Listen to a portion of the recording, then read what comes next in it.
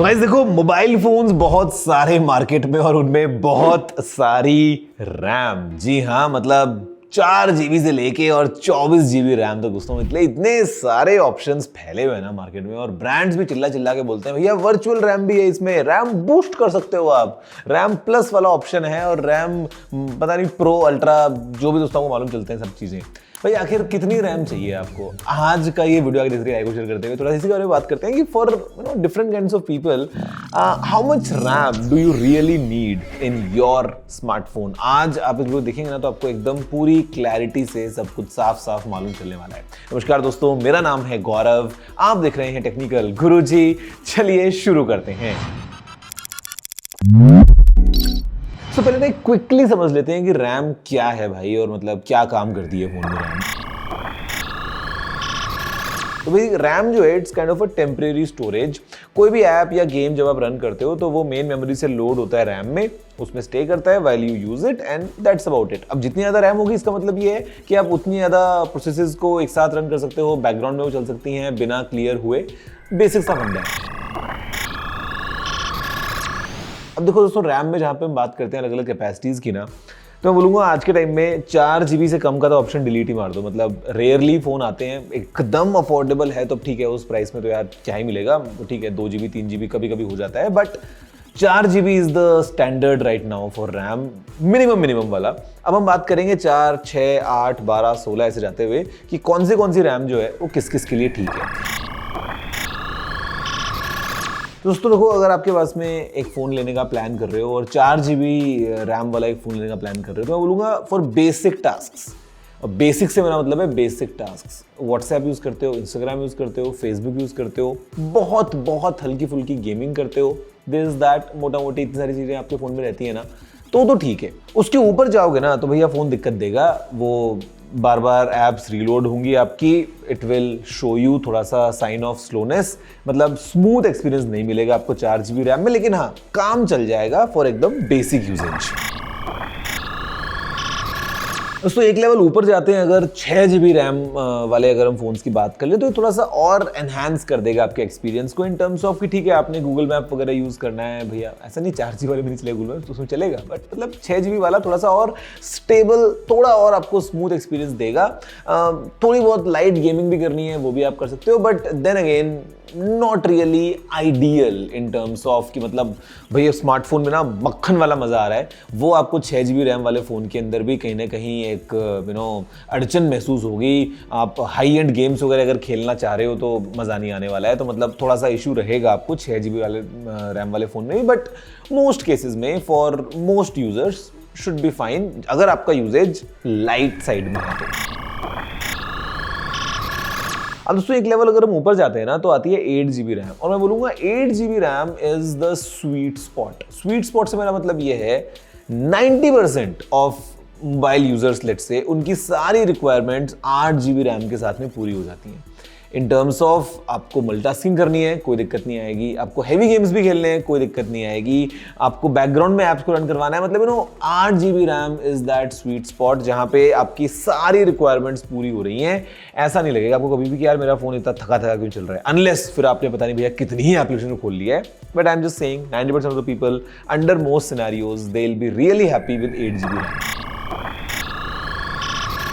12 GB RAM में बोलूंगा for power users. मतलब देखो, अगर आप एक फ्लैगशिप फोन ले रहे हो, अगर आपका एक्सपीरियंस आपको चाहिए कि नहीं यार मैं तो एकदम पता नहीं हैवी फाइल्स को भी ओपन करता हूँ बहुत बार और मल्टीटास्किंग भी कर रहा हूँ और बैकग्राउंड के अंदर भी कुछ काम चल रहा है एंड गेम्स भी खेलने हैं एंड दिस दैट, तो ठीक है समझ में आता है। कभी कभी फोन्स में 12 GB का रैम ऑप्शन भी आपको थोड़ा सा हाई एंड पे जाके मिलता है, तो उसके लिए ले सकते हो। बट देन अगेन केवल रैम पे फोकस करके मत लेना कि भैया रैम ले ली मैंने 12 GB and this that, because बाकी क्या पैरामीटर्स है ना उसमें डिपेंड करेंगे।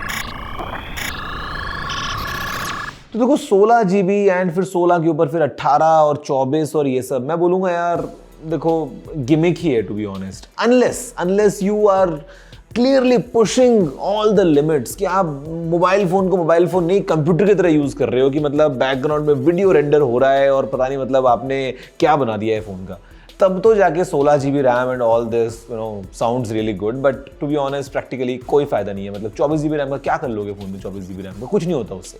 तो ये दोस्तों फिर at the end brands when they want to just offer एकदम ऐसा अल्टीमेट फ्लैगशिप और स्पेक्स में सुन के लगे भैया बहुत ही भारी भरकम सा, तो वो ठीक है 1 TB की स्टोरेज लगा दी। स्टोरेज तो फिर भी पूरे काम में आ जाती है to store data, but RAM to complement 24 GB RAM ले लो भैया। करना क्या है उस 24 GB रैम का? कुछ उससे फायदा नहीं हो रहा है। तो 16 I would say is the absolute limit, उसके ऊपर it is all the jargons. अब दोस्तों एक और चीज आपको देखनी है कि आप फोन को कितना लंबा यूज करना चाहते हो, बिकॉज कई बार क्या होता है, देखो जैसे आपने मान लो अगर 4 GB की रैम वाला फोन लिया और आप उस टाइम पे सोचते हो कि अब जो फोन ले रहा हूँ इसको मैं चलाऊंगा 3 साल 5 साल, तो यार देखो दिक्कत आएगी। वो इसका रीजन ये है कि आज तो मैं स्टिल बोल रहा हूँ कि लाइट यूजेज के लिए 4 GB रैम इज आपको ठीक ठाक एक्सपीरियंस दे देगी, बट और आगे 3 साल बाद जब एप्स और हैवी हो जाएंगी, जो बेसिक आपका व्हाट्सएप है वही बहुत हैवी हो जाएगा, फेसबुक का जो ऐप है वो अपडेट हो जाएगा, कुछ और नए फीचर्स आ जाएंगे, तब आपको स्लो डाउन महसूस होगा। तो sometimes getting more RAM like एक लेवल अप आपके आज की रिक्वायरमेंट से लेना फ़ायदा देता है, अगर आपको लॉन्ग टर्म का पर्सपेक्टिव देखना है। कि मतलब अगर आपका 8 GB रैम लेने का आज की डेट में मूड है, which is fine as I said, majority of the users के लिए 90% के लिए 8 GB रैम सही है। बट अगर आपका बजट अलाउ करता है और अगर आपको फ़ोन को लंबा यूज़ करना है, from that perspective 12 GB might be somewhat more helpful. तो वो आप सोच सकते हो while taking the decision. But in चक्रों में बिल्कुल मत फंसना जहां पे कंपनीज ये वर्चुअल रैम के नाम पे पागल बनाती हैं, डब्बे भी लिख देती हैं कई बार। तो भैया 4+4 8+8 गाइज, वो ना आपकी जो मेन स्टोरेज है उसको यूज कर रहा है एज अ रैम। उसकी स्पीड बहुत स्लो होती है, it is not really ideal scenario. Companies को बहाना मिल गया है मार्केट करने का, वो ब्रैकेट में लिखती हैं, छोटा सा स्टार लगा लिखती हैं वर्चुअल रैम के साथ में भैया 16 GB की रैम हो गई है इस फोन में। वो है तो उसमें 8 GB तो उसमें वर्चुअल है, या 4 GB है 4 GB वर्चुअल है, वो लिख देंगे 8 GB रैम। तो मतलब वो मार्केटिंग के चक्कर में प्लीज मत पड़ना। आप एक्चुअल रैम जो मिल रही है ना उसके बेसिस पे डिसाइड करो। ऐसा मत सोचना कि देखो गौरव ने तो बोल दिया है कि 8 GB RAM is good for 90% of the people, और देखो ये जो फोन है इसमें 8 GB की रैम आ रही है, उसमें लिखा है 4+4, तो भैया आपके पास में 4 GB रैम ही है, बची हुई 4 जो है वो वर्चुअल रैम, वो मतलब जस्ट डिलीट दैट।